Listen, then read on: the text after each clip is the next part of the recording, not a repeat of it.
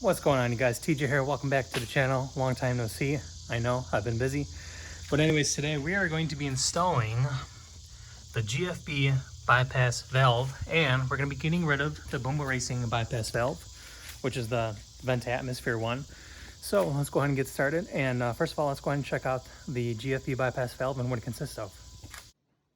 All right, so let's go ahead and take a look at the GFB here. To pull this out. So as you can see, we have a couple parts here that we need to put together. And here comes a little instruction manual. So this is what you guys need to do. Here's the assembly instructions. And what we need to do is we need to apply oil on the outside of the cylinder here. So basically you just want to follow this, and we're going to put this together. And there is a part that's on the factory that we need to remove for this to fit correctly. So taking a look at this, we have the diverter here, and very nice, made out of aluminum. There's the part number for you guys. And it's going to sit like this, so where my hand is, that's going to be going to the turbos, or the intake rather, sorry, and this part up here is for the solenoid. And we have the bolts in there. Take one of those out, show you guys. Okay, and all three of them are going to go in here just like that. And this is the mainspring, which is right there. And we have this guy.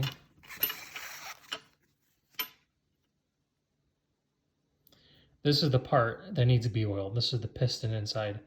This part needs to be oiled, the brass part here. So just grab some used oil or some new oil before you do an oil change, and rub some on that guy.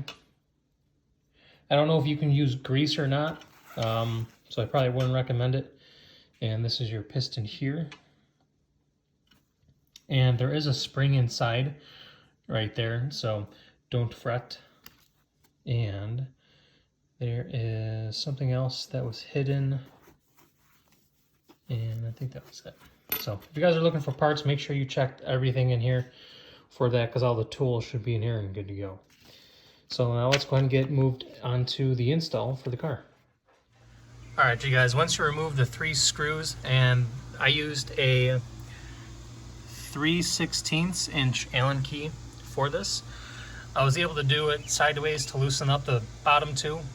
And for this one up here, what I did was I put it in like so, and then I took a wrench and I hooked on it this way, and that was able to give me leverage to untighten that, or you can just use a socket for that. And so once you pull it off, you can pull the top piece off, which is this guy, and don't lose that spring that's in there, because you're going to need it for the GFB. And you see this black ring here? This black ring needs to come out for it to sit flush. So what we need to do is we need to pull this out, and I'm going to use pliers with some rubber handles, and we should just be able to pull this straight out. And it has broken for a few people, but it's fine. It's kind of necessary passage, so to speak. So don't be too worrying if you break this or not. Otherwise, it should just come out. So let me go ahead and do that, and then we'll come back. All right, you guys, so that was really easy. You don't have to pull straight out. Do not pull straight out. What I did was I took some vice grips, clamped it on the side, and you just rotate it. See how this turns? You want to do that until it comes out. It's not threaded. It's just on there by friction. So if you pull straight out, you might break it. Oops, there goes the gasket right there. That green colored gasket. But anyways, what you want to do is you want to pinch it on the side, and you want to rotate it. And you'll see it eventually rotate, and then you just pull it out. And that is how you get the GFB bypass valve to sit flush. So now we're going to move on to the install, and I'll show you guys how to put it all together. All right, you guys. So we have the factory bypass valve module. We're going to put the smaller spring that GFB includes, followed by this mini piston, like that, so it goes in there and out. And then what we're going to do is we're going to take the GFB body.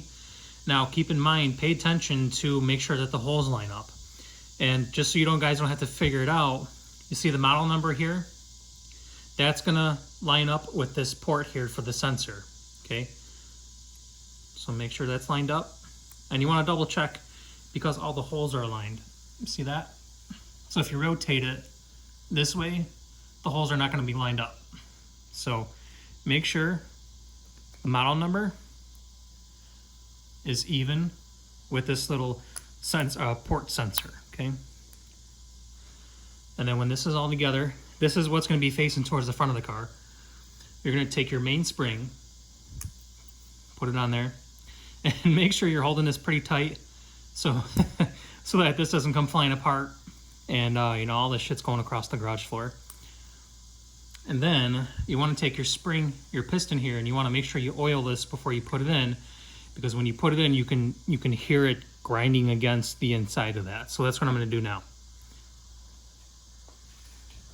And for that, I just have some regular motor oil that's left over from, I believe, my snowblower. And I'm going to get this all oiled. And that should be good to go. And we're going to put that in there, just like so.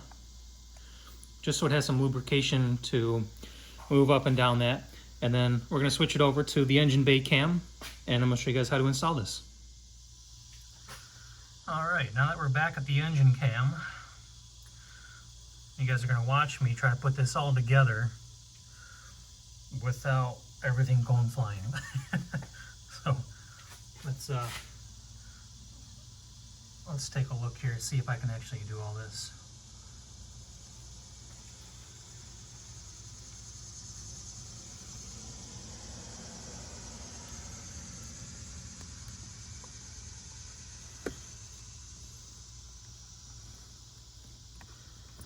There we go.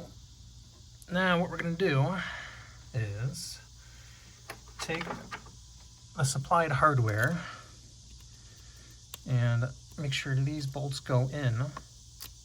Get this one here started too. Make sure you do not drop these, because I had a pain. It was a pain in the ass for me to get one of these out. I accidentally dropped one of those guys. Actually, I dropped this Allen wrench down below, and it was a real pain in the ass to get it out. That's why my airbox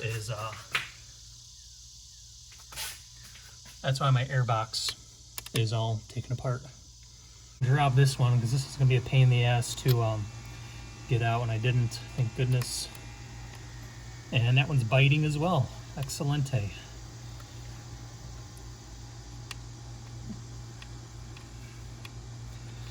And we just screw this bad boy in.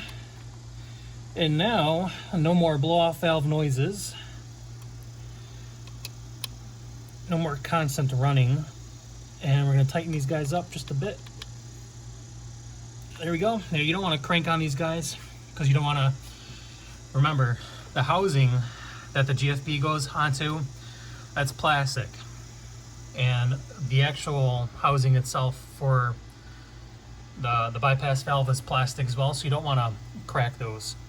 And we're just going to plug this guy in. Make sure it's seated. Make sure it clicks. And that's pretty much it. So, oh god, I almost dropped this Allen wrench here. That's all that in a bag of chips, you guys. So like I said, I was trying to untighten the one closest to the firewall, and the Allen wrench dropped down below.